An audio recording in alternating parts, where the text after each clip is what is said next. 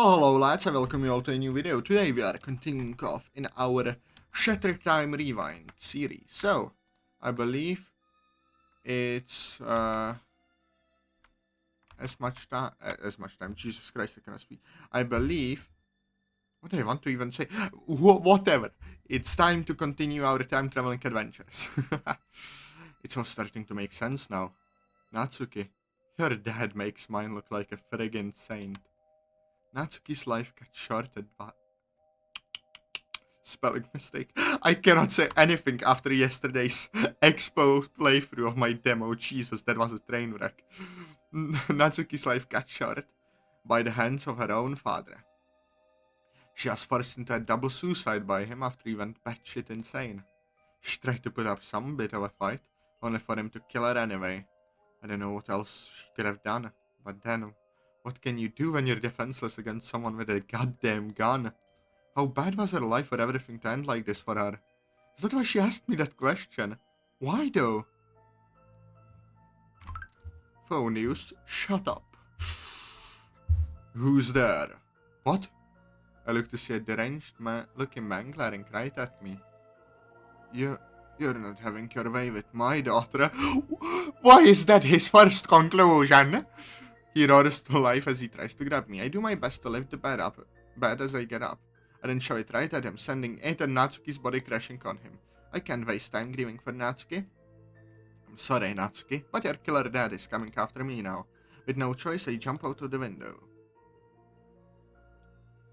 I land in some bushes. I look up to see if he's there. He isn't. Good. I run as far as I can go. After jumping out of the window, I fell pretty badly and injured my shoulder, but I can't let that stop me now. I have to run, I have to live. I look and see that I'm still clutching Natsuki's diary. Well, there's no point in trying to return it now unless I want to share Natsuki's fate. Her dad is a goddamn psychopath. I managed to make it home. It looks like I outran him, assuming he was chasing after me in the first place. I wasn't going to bother checking to be sure. I get into the house as fast as I can, making sure I lock the door behind me. I don't think he got a good look at my face, thankfully, but I doubt he's going to give up so easily. After all, I'm the sole witness to this messed up crime.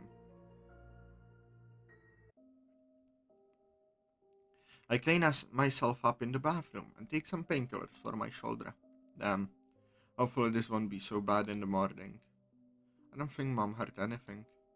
I swear, she can sleep through anything with how much of a heavy sleeper she is. Luckily for I cannot read. Lucky for me, I suppose.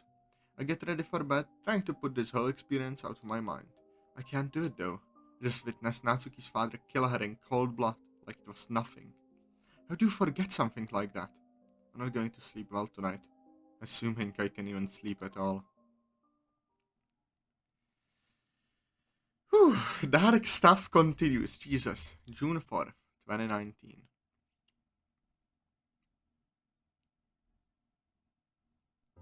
It's time for another day at school. Only this time, it's not even another day. I'm reliving the same damn day as if I were in some kind of movie or video game.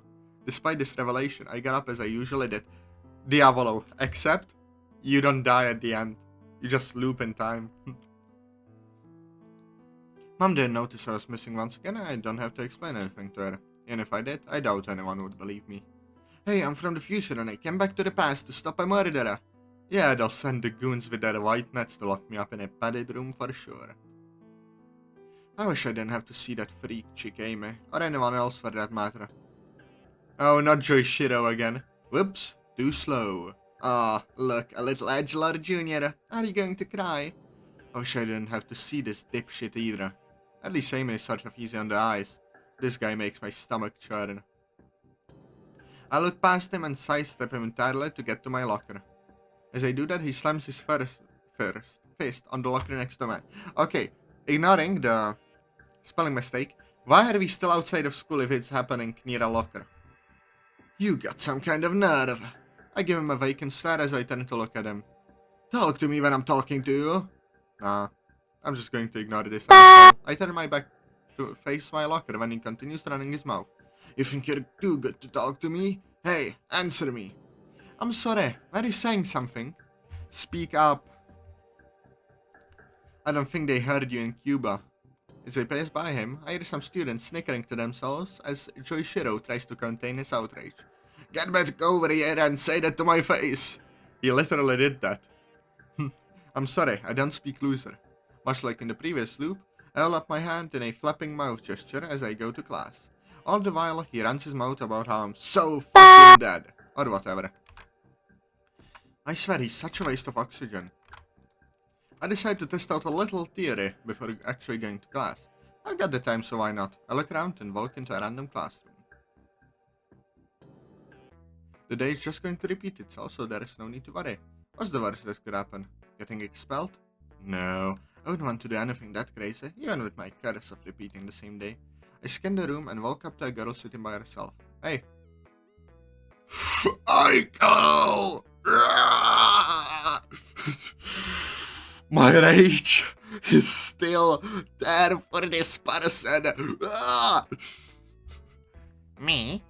What's her name? I'm Aiko. Who was your favorite teacher in junior high? That'd be Mr. Oikawa, aka Mr. Sexy, as me and my friends used to call him. I see that Aiko still has a thing for teachers, even in this mod. I miss him. That's nice.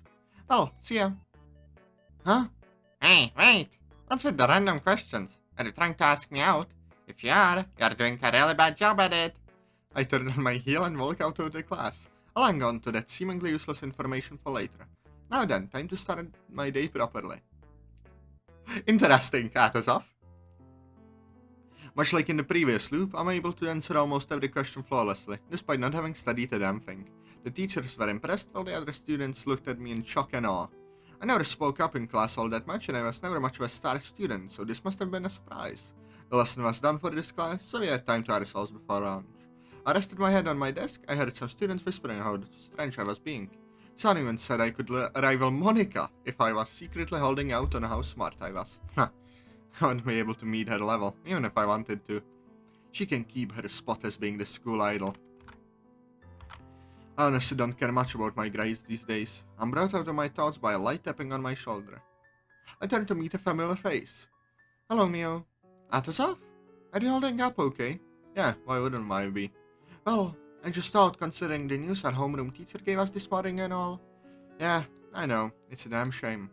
Coupled with what today is, I was just wondering if you are feeling okay. I'm fine. It's no big deal. I haven't thought about her all that much. It's okay to miss her, Atazoth. She was my best friend. I miss her too. I know what you're trying to do, Mio, but I just don't want to talk about it right now. Well, I know you're probably not going to like this, but I need to talk to you a little more. Meet me during lunch. Just like yesterday, as she heads for the door, a wild animal stampede proceeds to knock her out of the way. I manage to get a hold of her as she stumbles. She looks at me, admittedly flustered. Thank you, Atazoth. I don't say anything, as I let her go and continue on my way. Maybe I can't stop these idiots from knocking her out of the way, but I can at least be there to catch her before she falls. I know that she would have done the same thing for Mio, if in my position. After all, she was a very headstrong person. Stubborn, but graceful, intelligent, and loyal to the end. That fierce loyalty was something I always admired about her. Ah, damn it. Stop thinking about her. She's gone and there is nothing you can do about it. Thinking about her is only going to make you more of a depressed loser than you are already. Walking to the cafeteria, I hear some footsteps behind me. I turn around and, sure enough, it's the gorilla. Hey. Oh, sure, now you want to talk to me? I'm not in the mood to talk to you right now, Joichiro. I'm ready to beat my face in, but don't waste your time. I cannot speak, because I'm thirsty. You think you can order me around, you little punk? I'm not ordering you around, you dink. I'm just giving you a suggestion. Clearly, you've decided to ignore it. Oh, what? So you don't want to fight me? What's the matter? Are you scared? Scared of what? You're about as scared as the 1960s Bandzilla. Oh, really? Hey, wait, I just remembered something. What was it again? Oh, that's right. What's today? What's this? Is he actually using his brain for something? Oh, that's right. Something happened last year. What was that again? Oh, that's right. Wasn't there that one chick who went and killed herself? My brother in Christ, holy bloody hell, I hope we can see him torn apart and his torn flesh cast away into the stars. What did he just say? I know what he's trying to do, and I know I shouldn't fall for it, but damn it, it's working. What was that bitch called again? I can't remember. Oh well, not like she was all that important anyway. She was just a stupid little... Before he can finish that sentence, I decked him in the mouth as hard as I could. I swear I could hear a sickening crack. Honestly, it filled me with pleasure hearing that. I had no idea he had a glass jaw. He stumbled back as he looked at me, dazed and a little confused. Keep her name out of your fucking mouth. Come on, man, I was just playing around. Keep her goddamn name out of your fucking mouth. Jeez, man, chill out. It's not like I said something like Katana as a slut. My logic and reasoning were gone in that moment, replaced by a hot, intense rage. One moment, he was standing hunched over just in front of me. The next, he was on the ground with me kneeling over him, senselessly beating the shit out of him. Other students came by to watch as soon as he heard me yell at him to never say her name again, just in time to watch the match of the century. Actually, I think it'd be more accurate to call this a massacre, since Joichiro wasn't putting much of a fight. After I knocked him to the ground, I put all my weight on his legs and started beating in his face. I don't care who was watching. I don't care what the consequences were. Don't you ever say her name again, you hear me? I proceed to keep punching his face here. It sounded like he was trying to speak. What's that? I can't hear you. Atazoth, stop! Hearing her voice suddenly snapped me out of my trance-like rage. I looked down at Joichiro, who seemed to pass out. All eyes were on me as I stopped beating the daylights out of him, and I got to my feet. Mia took me by the hand, a pleading look on her face. Come with me, Atazoth. We need to talk. Now! I looked between her and Joichiro lying unconscious on the floor. I looked back at her and nodded. With her hand gripping my wrist, she led me away from all the prying eyes looking at us. I don't put any resistance as she keeps pulling me away. As we keep going, I notice that we pass by the cafeteria. Meow? This is important. The last time this happened, we got our food before coming out here. This time, it seems like we're skipping all that and she's cutting straight to the chase. Meow? I feel a stinging sensation on my cheek. It all happened so quickly. I touched my cheek and looked at Meow. She glared at me with tears in her eyes. What's wrong with you? Do you think Katanoa would be happy seeing you this way? She never would have wanted to see you senselessly beating up another student like that, and if it's a jerk like Joichiro... Kato, I fell to my knees, nearly falling to the ground before putting my arms out to support me. I feel something run down my cheek. Blood? No. Mia might be stronger than she looks, but she didn't slap me hard enough to make me bleed. No. Tears. Why now of all times? End up sobbing uncontrollably, just thinking of what Katanoa would think of me right now. I haven't cried like this since the day she died. Mia gets closer to me, putting her hand on my shoulder before bringing me close to her. It's okay. I know you didn't mean to hurt him. I'm sorry, It's okay, Atazoth. I'm right here. I'm not going anywhere. Talk to me. What's wrong? There's more to this than just Katanoa, isn't there? I don't. It takes a moment to calm myself down. I haven't cried in front of anyone like this in a long time. If old man was here, he'd make fun of me of being so weak to break down and cry like that. Crying in front of a girl on top of it all. Well, that bastard isn't here, thankfully. I inhale and try to compose myself as I get to my feet. You probably wouldn't believe me if I told you. Try me. Fine, but you better not call the goons with their big white nets to take me away. Mia looks at me astonished before nodding. We both sit down at the fountain. Okay, so this is going to sound bizarre. But this is actually the third time I've experienced this day. What?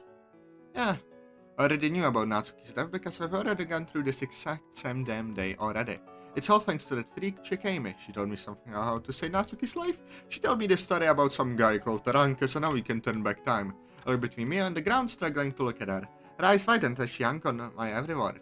I don't know how she did it, but she got me to do this weird ritual, and before I knew it, here I am reliving this goddamn day over and over again. And for what?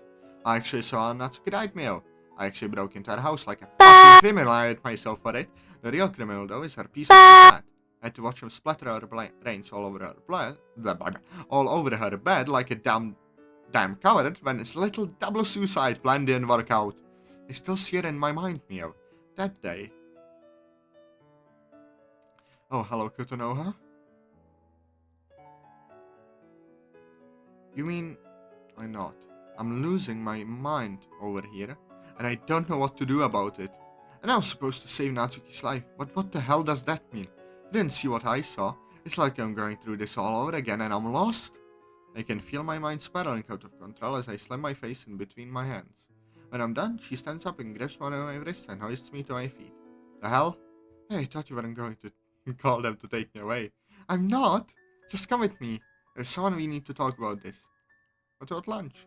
Forget lunch! You have to hurry. Besides, if you really are eating the same day, you can eat later.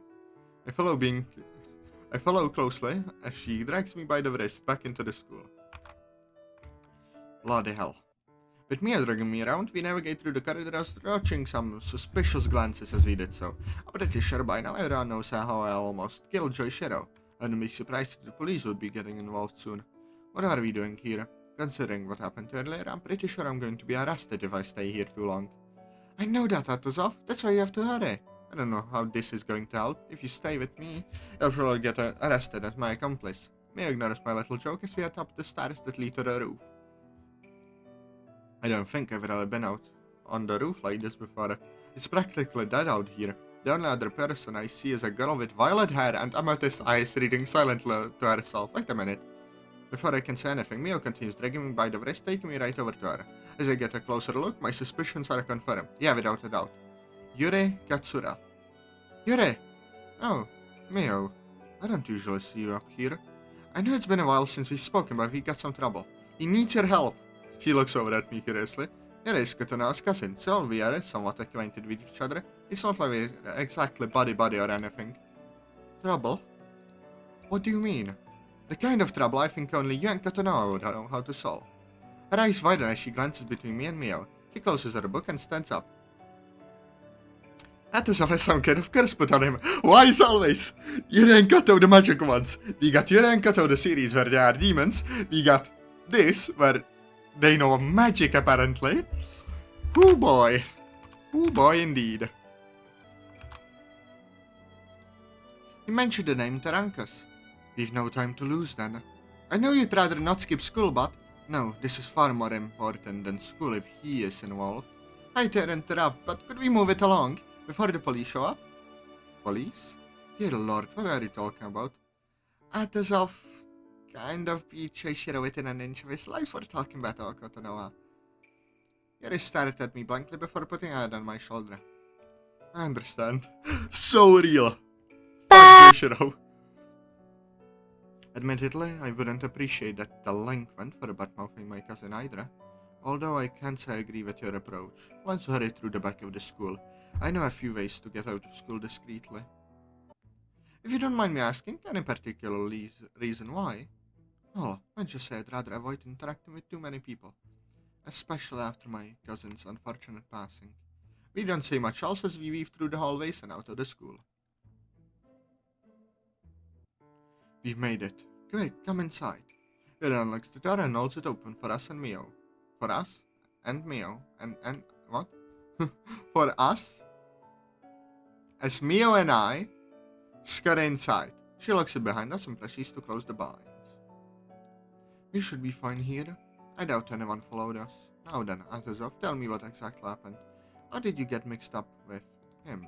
We all sit down on the couches in the living room. I more or less tell her the same stuff I told Mio, minus some of the emotional breaking down I had with her. Her eyes widen when I get to the part with Amy and she holds her hand to interrupt me. You said Amy told you the tragedy of Tarankas the Tyrant. You also said she somehow coerced you into performing this ritual. Tell me how she did that. I don't remember exactly, but I just remember she started to sing the song. The next thing I knew, my body started moving on its own and everything after that gets a little patchy. This is worse than I thought. Initially figured you willingly went along with her plan, but on the contrary, you are being controlled, Atazoth. Amy sang that song to make you do what she wanted. What? How the hell does that work? Perhaps I should explain a few things. Kotonoha never told you about her heritage, but I know she was tempted to since she trusted you so much. I kind of only knew because Kato trusted me so much. I just didn't know the full extent of everything. Tell me what about your heritage? Neither of you are making any sense here. Stop keeping me in the dark or I think we'll move straight. Yuri, it's only proper that you tell him after everything you're some dog! Very well. You see, Atazoth, Koto and I are descendants of a tribe of dark magic users called the Dark Interlopers. Okay, that's a bombshell. Interesting. Anyways, I think we'll... Wait, I heard that name somewhere. Maybe at the beginning, I can't remember. Anyways, we'll end it here, lads. I hope you'll enjoy the video. Press like, comment, subscribe, and I'll see you later. Bye-bye.